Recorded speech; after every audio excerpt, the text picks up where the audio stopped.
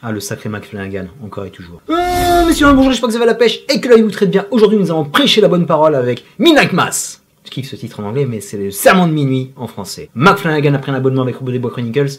3 fois d'affilée, il arrive à se mettre au sommet de mes charts. Encore une série marquée du saut de son empreinte, de l'horrifique, du style. Et je pense que celle-ci est la plus personnelle qu'il nous a proposée ces dernières années. Il fait partie de cette vague de cinéastes qui ont relancé mon goût pour l'épouvante. Et je pense qu'avec le taf qu'il a fait ces dernières années, il peut faire partie de cette caste des maîtres de l'horreur. Un an après The Bly Manor, Mike quitte les manoirs hantés pour transposer son action sur l'île paisible de Crockett Island, dans laquelle vivent une petite communauté religieuse qui vivent de la pêche essentiellement. Mais 2 personnes vont revenir et vont chambouler le quotidien de ses habitants. Riley, incarné par Zach Gilford, si tu connais Friday Night Lights, tu sais qui est ce monsieur. Clear eyes, full hearts, can't lose.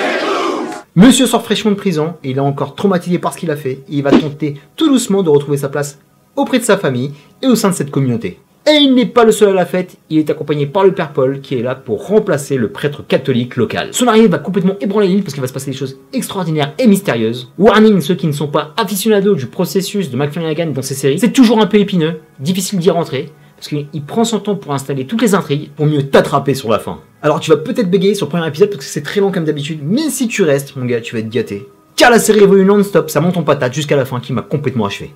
Ici, comme je te l'ai énoncé, il va être question de religion, de philosophie. Il y a peut-être quelques petites choses où tu vas tiquer que moi je kiffe. Il y a des monologues qui sont archi-lents, qui vont te donner du grain à moudre dans ton cervelet, et ça c'est toujours très bon.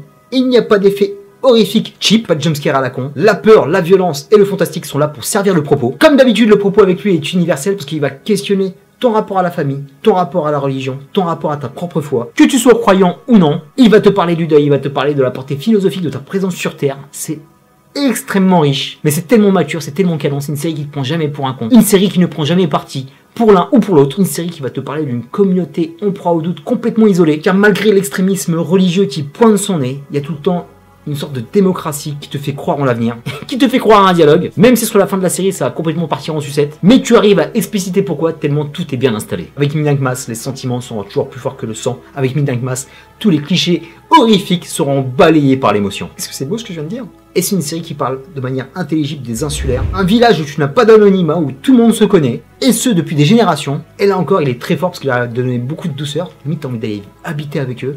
C'est tellement beau, t'as envie de prendre ta retraite là-bas. En même temps, ça t'horripile, parce qu'il y a cette isolation. Il y a une proximité dégueulasse qui va te pointer du doigt si tu fais une faute. Il y a des jugements de valeur et un certain manque d'intimité. Parce qu'ils sont tellement proches que tout le monde connaît ta vie de A à Z, et ça c'est toujours un peu compliqué quand t'as envie d'être un peu anonyme. Fonder ta famille à l'abri du regard, ou vivre ta vie comme t'as envie de la vivre. Casting, commençons par Amish Linklater. Si tu as vu la série Légion, si tu as vu Fargo, tu sais qui est cet homme. Quelle prestation stratosphérique, le mec est tellement charismatique. Il bouffe l'écran tellement il est à la fois touchant et terrifiant. Et Mike est infidèle avec ses acteurs, il y a une petite ambiance de troupe de théâtre, parce qu'on va retrouver les impeccables Kate Siegel, Henry Thomas, et un que je kiffe d'amour, le shérif Raoul Collie, lui aussi qui fait une prestation démente. Quel level de malade mental. Et très bien aussi d'avoir superposé le surnaturel et le culte biblique. Puis ici, la religion monte en pression, plus le fantastique s'installe dans le village. Et cette série, en plus de son avoir, arrive à te proposer un véritable débat entre la science et la théologie. Car ici, le ton de parole est respecté, contrairement à d'autres personnes qui noient les médias de leur gueule. L'actrice Annabeth Gish, qui incarne le docteur de Lee, a autant le droit à la parole que le personnage de Samantha Sloyan, qui elle est dans un extrémisme religieux qui commence à devenir inquiétant. Encore une réalisation au millimètre, avec des plans séquences magnifiques, avec une bonne utilisation des décors naturels, de toutes ces maisons en bois dont on sent les lattes craquer, avec cette petite église qui va devenir un théâtre de l'horreur, de magnifiques effets spéciaux avec ces magnifiques plans en nocturne, dont je peux pas trop te dire parce que sinon je vais te spoiler. Mais qu'est-ce que c'est beau! Ce bleu de l'océan qui va te faire réfléchir au sens de la vie, et toute cette poésie qui flotte va se faire complètement envelopper par la noirceur des derniers épisodes. Avec des scènes complètement insoutenables, c'était vraiment tragique parce que tu étais attaché à tous ces personnages, à toute cette communauté, jamais t'as envie de leur faire du mal, jamais à un seul instant t'as envie de les voir périr, et ce final et cet épilogue m'a laissé vraiment bouche bée, j'étais vraiment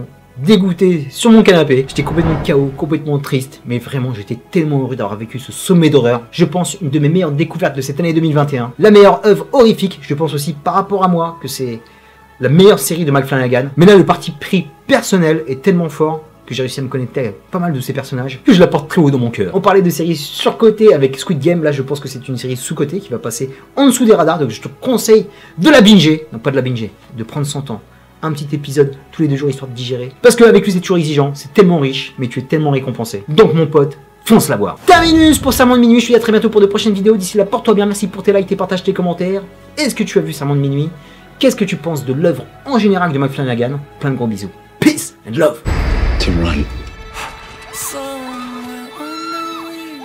I am So glad that you'll be with us for what comes next.